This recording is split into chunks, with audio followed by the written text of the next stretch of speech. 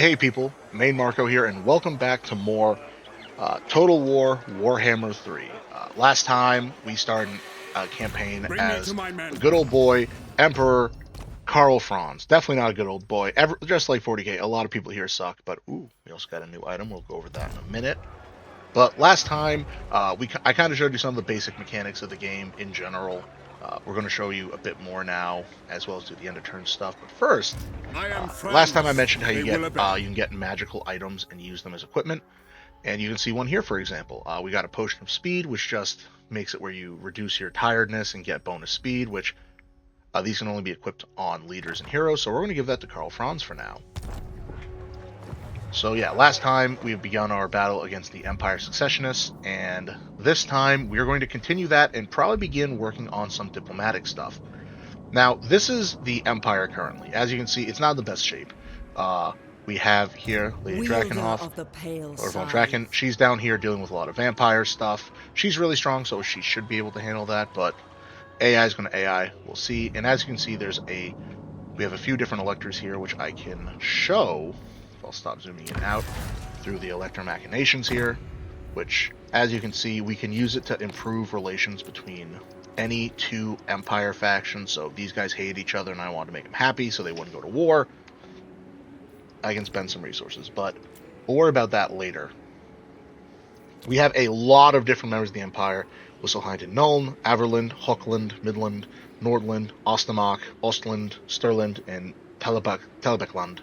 So we'll use that probably later, but for now we also have Emperor's Decrees. Emperor's Decrees are really cool mechanics that gives us bonuses, or actually gives bonuses to our neighboring states. So one, for example, Call to Arms, makes it where local recruitment cost is cheaper, and I can increase recruitment capacity in a province by 1, which we'll show how that works in a minute. Commandment, which gives target lord's army 2500 experience. Send aid, spawn an army at target Empire faction and gives them fealty, which is what you need to unify and confederate with them.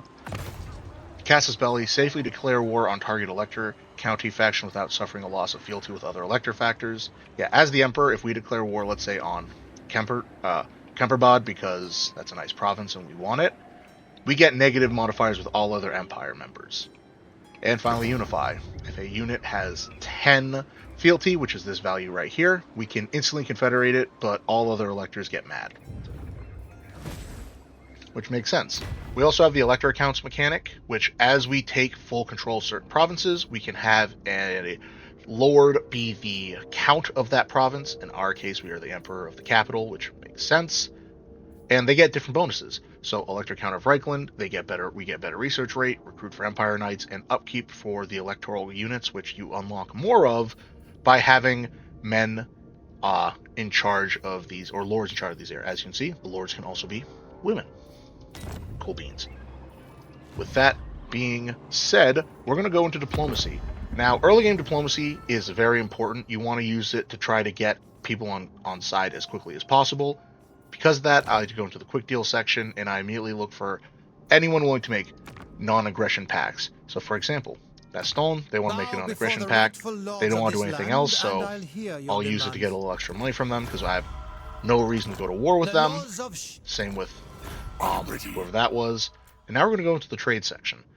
With going for trade stuff, we can try and get some extra income from them. So, for example, if I select Tabaklan, I can get it, and because of how it works, I will get an extra 59 gold per turn from them. They'll get an extra 179 gold per turn. So it's pretty good. We're not going to go for... We can ask for a little extra money, and we'll get military access, because that'll make us even happier. And that... And we know what? Like it's going to cost us a bit, because we've gotten it from other empires. We're also going to get a trade agreement with Kislev, which also love Kislev's aesthetic, Slavic badassery with cool stuff. So we're just going to do that quick. And as you can see, there's not much else we can grab right now. Hopefully in the following turns we can get more, but we will have to see and hope. Now that we've captured a new province, we want to start building stuff. So what can we build? What we're going to actually want to build here right away, I think, is we're going to want to... I think we're going to build here a gunnery school. And actually, let me double check something. Yeah, we will grab a gunnery school here, because eventually we'll be able to get witch hunters, which are really good units. So yeah, we're going to grab a gunnery school here, and when we get another province, we will unlock... We're going to build our barracks there, but we want this for now so we can recruit more. The comet. So every unit in the game takes a certain number of turns to recruit. The better the unit, the longer it takes. And you have two types of recruitment. You have provincial recruitment, which is essentially whatever buildings you have in that area that you can use to recruit from, you recruit from there. You also have global. Global is a global pool, of all your provinces. So for example, I'm in Elfdorf. If I controlled the province of Tabakland, and I had buildings over here that let me construct gunnery units, and like here, a cavalry unit, then what that means is, under the global pool, even though I don't have a gunnery school here yet, or cavalry school here yet, I can recruit cavalry and gunnery units, but they'll take longer because they're from another part of the empire. Some lords get the ability to reduce certain units' global recruitment time by 1 or 2. Those aren't common, but they're really good. For now, I think what we're going to do is we're going to grab a couple swords with shields. Get our front line set up. We also have this little province here, which is a sort of defensive one. So I'm just, for now, there's no chance of rebellion here because it's literally a mountain fort. So we're just going to get the bonus to growth, and we're going to try to level this up as quickly as possible. With that, I think we're pretty good. I want to try to improve relations with Nuln, so we are going to use some prestige to improve it. That'll bring them up to 20 in a couple turns, and we might be able to get starting to get some bonuses there. But with that, let's end our turn. The very first turn of the game takes the longest to pass by, because as you can see, there's almost 300 factions in this game. Obviously, a lot of them are lords, but a good majority of them are just generic leaders. Like all the leaders in the different provinces in the empire, the different empire members, they're generic guys. There's nothing crazy. Excuse me, I'm just having a sip of water to wet my old whistle. And beautiful. Ooh, and we've recruited a battle wizard. So, the Empire, especially for specifically Karl Franz at least, at the start of turn 2, you'll usually get a battle wizard of some kind. In this case, I believe this is the fire one? Yes, so this guy's whole thing is fire-related magic. So, fireball upgrade, minus 30% to use fireball, very nice. Eventually, flamestorm. We love flamestorm. Flamestorm is really funny. But yeah, the Empire is cool because they actually get access to pretty much, I believe it's every school of magic, essentially. So yeah, you have, so I know there's a way to check it. Let me see if I can remember it. Flame on. So yeah, here we are. I'm not going to go through all of them, but they have access to a lot of the different lords of forms of magic. So you have Lore of Fire, Lore of Shadow, Lore of Beast, Lore of Life, Lore of Metal, Lore of Death. This one, Lore of the Wild? Is it? Don't remember that one. I don't remember. Oh, Lore of... No, where is it? Lore of Light. There it is. And Lore of Heaven, I believe. So we got Lore of Fire. And you can see all they do. And the different spells give different powers. Magic is cool here because you can try to overcast spells that give bonuses or do more damage, but if you fail the overcast, you get hurt. Yeah, we have ones here, which we'll go over his powers as we unlock them, but for now, we're going to see if we can get him embedded in Karl's army. So we're going to move Karl here, and because we're still in the province, we can begin recruiting more. So we're going to recruit, I think we'll recruit a Pistolier. We're also getting a Pistolier and a Free Company Militia. They're really low quality range units, but the Pistoliers are quick. They can Vanguard deploy, which means deploy them anywhere on the map before the fight starts. And as for our Battle Wizard, at least for now, we'll bring him in here. This is a hero unit. Every hero unit has different abilities when put into an army. For wizards, they get scouting, which makes it where you increase the chance of finding a magical item after a battle. Now that that's done, we're going to see if there's anyone who wants to make a deal with us now. What? Yeah, I figured not. Marienburg is never going to want to confederate unless I really invest a lot of time and resources into it, but that's fine for now. With that, we are going to take Urbest Glen, which will be next turn. So we're going to actually let the recruitments finish. And these guys are probably going to force march all the way to Uberschreck. It's one of those things. And if they do, we'll have to fight a lot more there. Yep, I knew it. So there's different march stances in this game, and I'll go over them once the new turn starts. But let's see. Who calls? So you have your normal march stance, which there's no difference. Also, this blue ring you see, this is the range at which you can march. You then have forced march stance. This lets you march further, but there's two negatives. Negative number one, you will be, they'll tell you right here, you will not be able to recruit. Negative two, you'll be tired in battle, which greatly hinders your stats. You have more likelihood to be ambushed, and if you're attacked, you cannot retreat. You also can't force march and attack someone, so that's... you have ambush stance.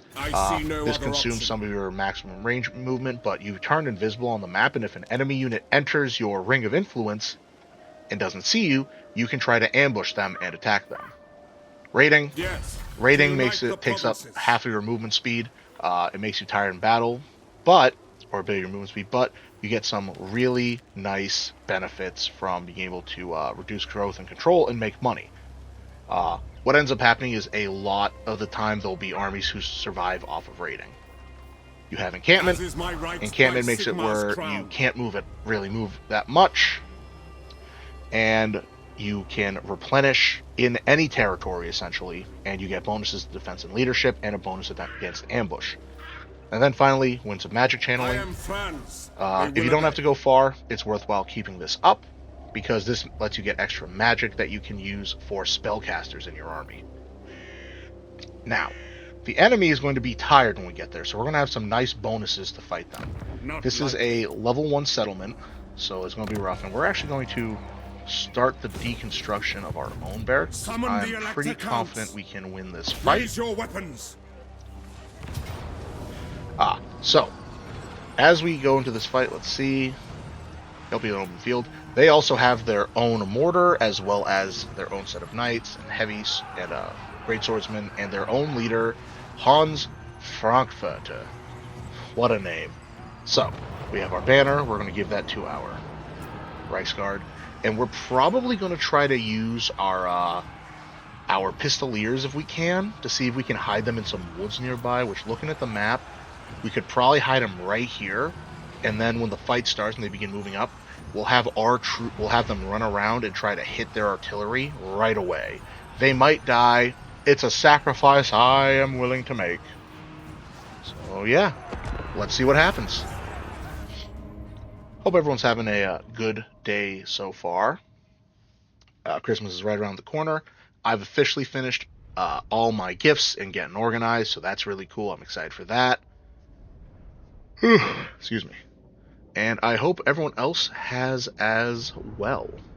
For my friends who do not celebrate Christmas, happy Hanukkah, happy, I believe another one is Kwanzaa.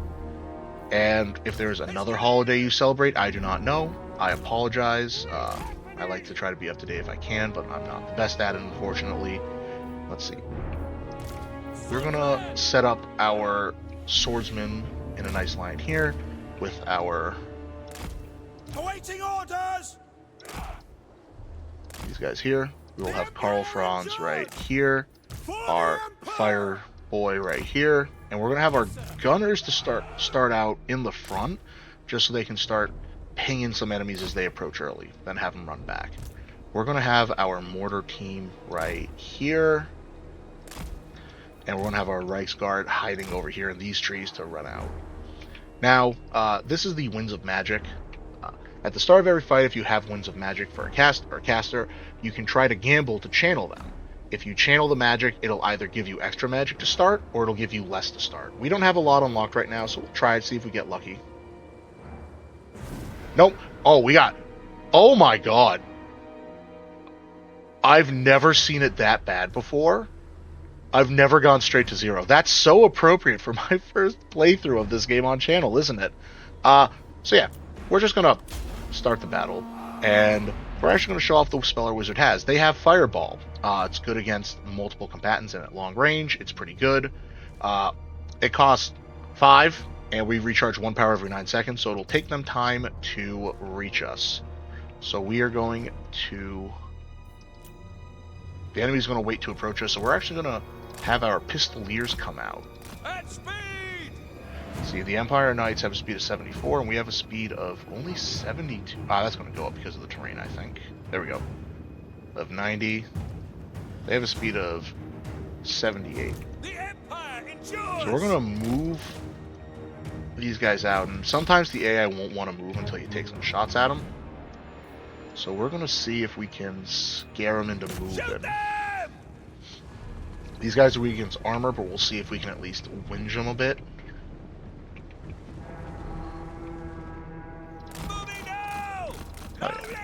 Start doing some damage, and we're going to bring it back, and we're going to see if we can lure their knights into range. Oh.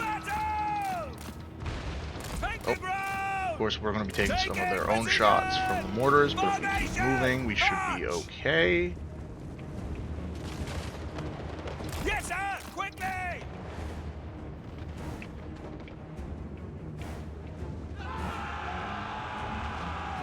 Quick march! Go! So yeah, this is some matches are like sometimes. Oh, and we're going to fall back again. Ooh, they actually got hit by their own artillery. That's really good.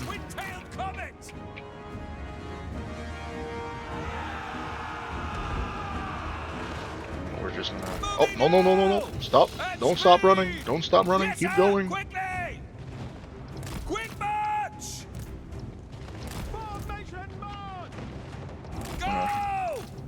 We're gonna see if our gunners can take some nice shots on them once they're in position.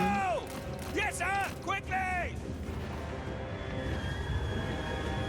Hammers ready! And I'm willing to sacrifice the Pistoliers if it means our gunners can get some shots in on their knights and kill them. Oh, come on.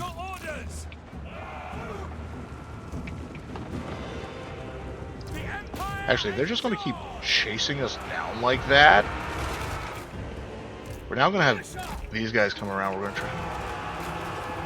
Yeah, just freaking get them into the halberds and they will suffer pretty good. Standing by! And speed! How these guys will probably recover before they run off map. Yep. So we're going to have these guys kind of go around here. We're going to have these guys flank around. We're going to go after the enemy there. So we're going to have our gunners come back. And along the way, we can have them take shots at the enemy knights as they run.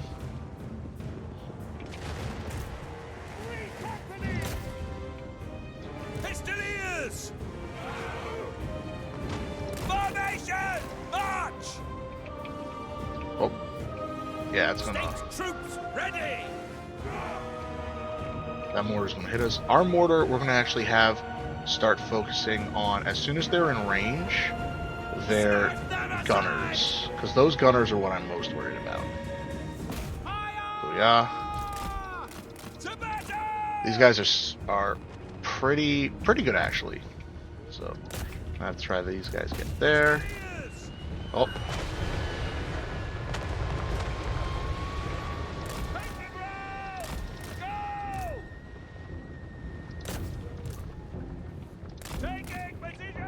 Karl Franz is being hit, that's okay. We're going to get our Pistoliers within range, and they're just going to run up here while taking pot shots at these guys. Oh. Oh no. Their gunners turned around. How dare they? No! Run! Run, my pistoliers! Run! March! We're okay. We're okay. Just don't get hit. We're okay. Taking position! Well, they're just opening fire on us, so we're going to fall back now. We're going to fireball that. As you can see, the whole thing of me not being good at this game continues on.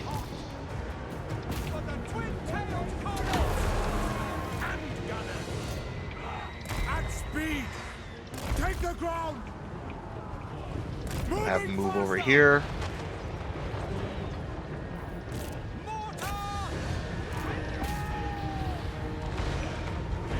And we're going to have our mortars keep peppering those guys. They're running away. Ah, yes. Excellent. This has only gone terribly. It's not shocking, but we take what we can. Fireball them. Handgunners! Understood! Open fire on them if you can. Open fire on them if you can.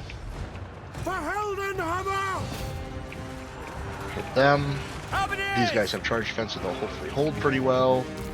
Our Reichsguard, I'm going to have come out and hit those guys.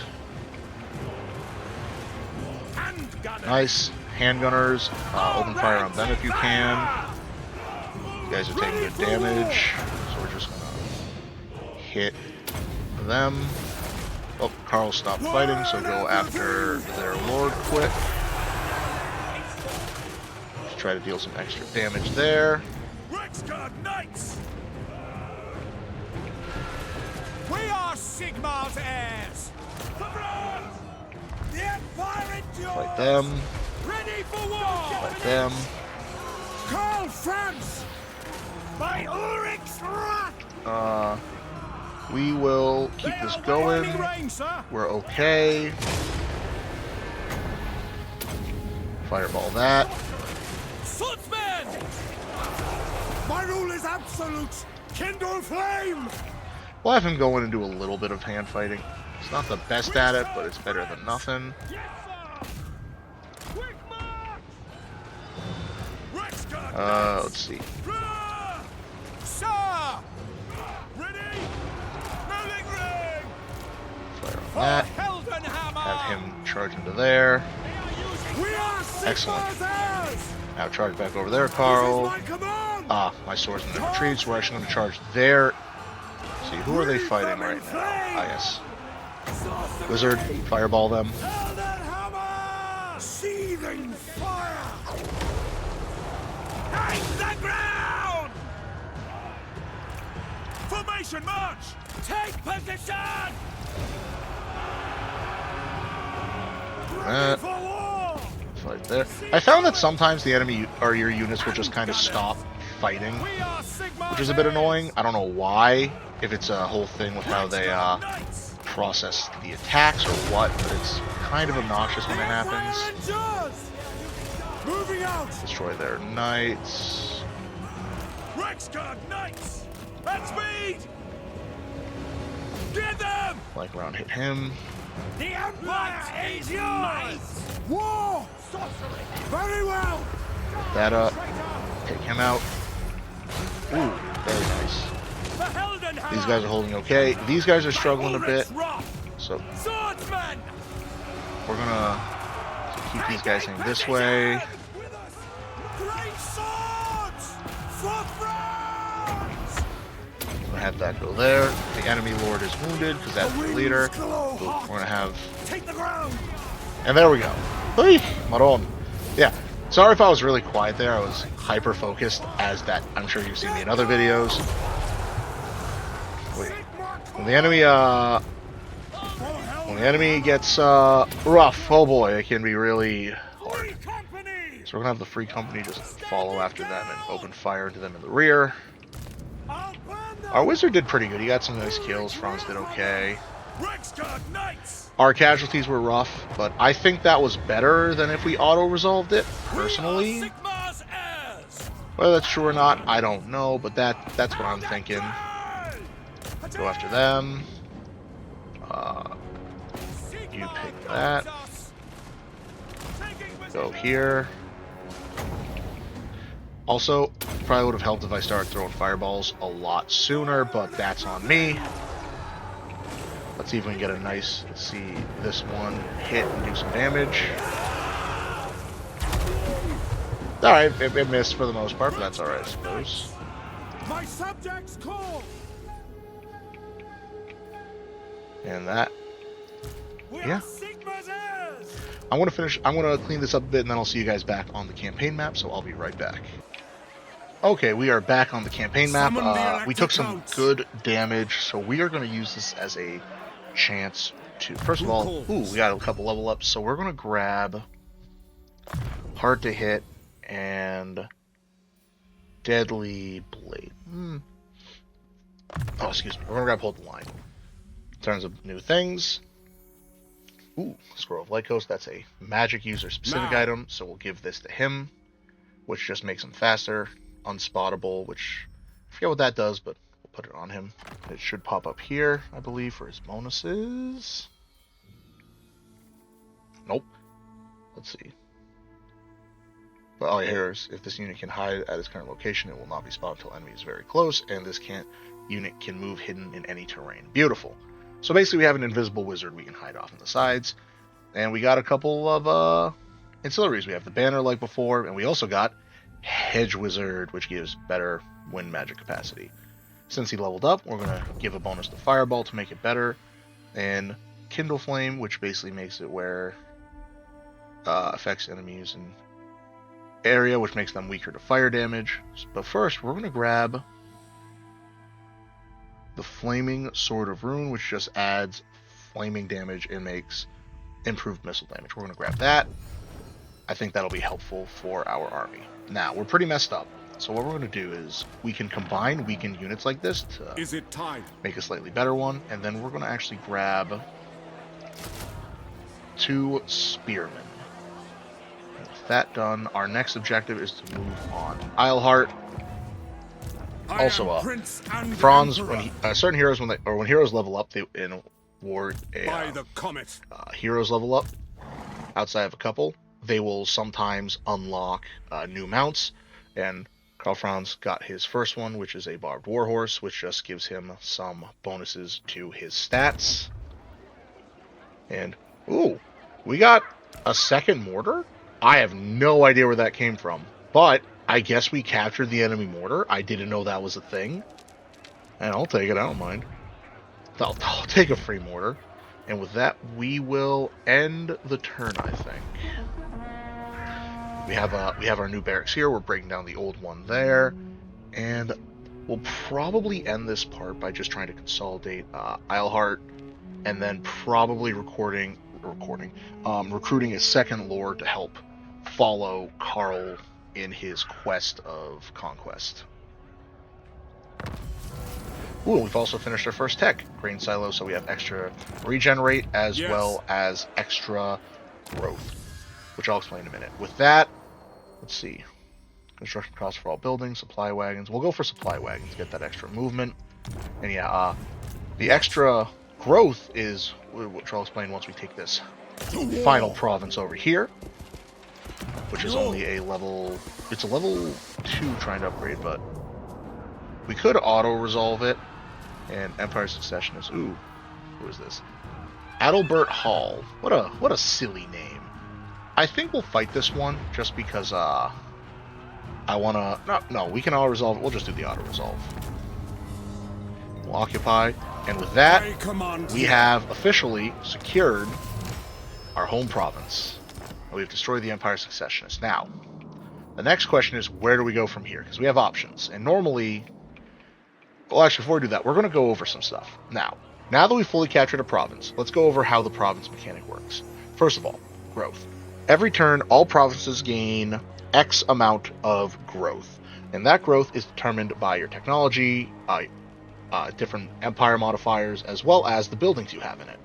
So, in this case, because of all that, we get 95 per turn. Once you get a certain amount of growth, which goes up for every 1 growth you have, you'll gain a population of X, where X is essentially the number. It goes 1, 2, 3, 4, up to a max of 5. With that growth, you can upgrade your settlements to be larger. You need a lot of money, but you also need a certain amount of growth population. So, for example, we've already upgraded Altdorf to level 2, which took 1 growth, as well as money. If we want to upgrade Eilhart to level 2 to get more bonuses, it will require 1 population surplus. And in the Empire's case, it'll also show you what you get for each bonus. Tax income. This is based on the number of buildings you have. If you're taxing income, it'll impact the amount of control a province has. You can only turn it on for the whole province or off. We're going to leave it on because we need it and we're not losing too much. Control is how in control your province is. If it gets all the way to minus 100, it will result in a rebellion. If it gets to positive 100, there will be no rebellion. But you also get bonuses based on what level you're at. Right now, we're in the middle ground, which is steady, which just gives us extra line of sight from all our provinces. Corruption. Corruption is exactly what it sounds like. As you play the game, there are special factions that will corrupt your land, which helps them out but hurts you. You have Undivided Chaos Corruption, which is basically all 4 Chaos Gods being dickheads at once. You have Vampiric Corruption, which results in the undead armies of vampires being able to go through your land without worry about attrition. Skaven Corruption, which is the rat people. They're terrible. And then you got Khornate, Nurgle, Slaaneshian, and Zechian Corruption. And again, those are just the different Chaos Gods. Each have their own type. So Khorne armies will want to push a lot of Khornian Corruption. Slaaneshian, Slaanesh Corruption. Skaven will push Skaven, etc. Now with that done, let's start building some other stuff. What do we want to build? I think it'd be great to get an artillery school going, as well as the clay urns, just because that will give us some more pottery for trade. And anything else? We could build a tavern. I don't think we need that right now. We need military stuff, so we'll grab... We can get this in any province, so we will leave this as is. This is the hard part. I guess we'll grab the stable, because the stable we need 4 levels, and oh, I forgot. Finally, we have commandments, and each like race will have different ones that do different things. So these are the ones for the Empire.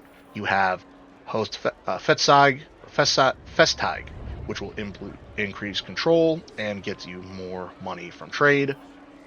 Sigmarite Dogma, which reduces the chance of plagues, which are something that happens from Nurgle, and reduces corruptions in all your provinces as well as adjacent ones. Imperial Taxation, if you have a lot of tax buildings in a province, improves that. Council of Burgomeisters, which is growth and construction for all build, plus 20 growth and reduced construction cost. And State Levy Troop, which makes units cheaper to recruit and increases the number you can recruit per turn in that province. For now, we're going to go with the Council. And we do have a level up for our boy. And in this case, we're going to get him, I think... We'll get him Deadly Blade. Make him hit better. And our... How long does this last? 15 seconds. We're going to upgrade once again the Flaming Sword of Ruin. Yeah, alright. And with that, we now... progress. In terms of what we want to level up next, I think Runberg will be the first. We'll level that up because we will be able to get the, not only will we get the 2nd level Firearm Academy, but we'll also begin building the Grazing Pastures, which will give us bonuses to income, regenerate, casualty replenishment, but also they'll give us a reduced recruitment cost for those units and make them start at a higher rank. With that in mind, we are also going to recruit an extra Lord, which there's a couple. For each empire, you have Generals of the Empire, which are pretty basic, Archlectors, which are super tanky, Huntsman Generals, who you should ignore, and then Master Engineers, who are better Huntsman Generals, in my opinion. So we're going to get an Arch-Elector, I think, which will make it so we'll give him Weapon Master. He's tanky, but can fight. I serve Sigma. And he's just going to hang out in here, and we're going to eventually recruit him a better army once we have more money. For now, we're going to go into our Relations tab and see if there's anything. We can't do anything cool. So, the question is, what do we do next? Well, knowing how this game is, Festus is already moving, and the sooner we can head him off from getting too powerful, the better. So what we'll probably do is we're going to focus on... Oh, yep, here's Sylvania, already expanding like a bastard. We're going to probably focus on making our way north through Ketterberg. There's a chance the Beastmen are still hanging out somewhere in here, and if they are, we'll want to take them out, as well as taking out the goblins here as soon as we can. But for now, I feel like this is an okay place to stop. We'll recruit a couple archers just to have some bonuses there. And we'll probably begin moving north to try and deal with Festus. Oh, we have something. Oh, we can actually... We'll also upgrade our fort here. Upgrading this fort will just make it where eventually where enemies that come from here, they're going to have to actually try to burst through this. We don't want that to happen too soon. Otherwise... Ooh. So who are these guys at war with? It is. I cannot wait to get my scalp. Alright. We might, if they declare war on Catacland, we might use the send aid button to conscript them an army right here, and then they might be able to push Festus back before we reach there. But yeah, this feels like a good place to stop again. I know it's starting off slow. I should probably try to cut out more of the loading and pause stuff or skip more of the simpler battles, but all series start off slow, and next time we're going to really get into it. So everyone, have a great rest of your day. I hope to see you next time. I hope you like that we're doing this series. I know we're not doing the new lords, but I like my boy Carl. I like the Empire. They're cool cats. And maybe next time when if we do another one, we'll try out one of the new boys. I'm a big orc fan, so maybe we'll try that. But with that, have a great day, everyone, or night, whenever you're watching this, and I will see you next time. Bye-bye.